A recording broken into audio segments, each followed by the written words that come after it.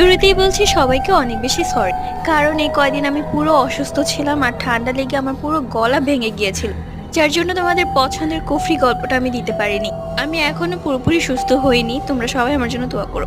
শুরু করছি কুফরি গল্পের পার্ট 5। পরদিন ঈশিতা এবং ইয়াশ কলেজে যায়। ঈশিতা দেখে কলেজে সেই ছেলেটি আছে, যে ছেলেটির সাথে ঈশিতার গতকাল ধাক্কা লেগেছিল।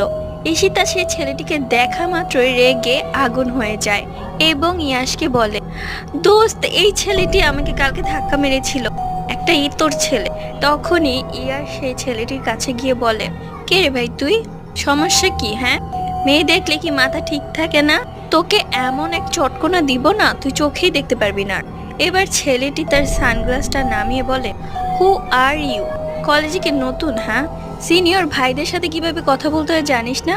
আর এই মেয়েটা তোর কি হয়, গার্লফ্রেন্ড? পরবর্তী গল্প।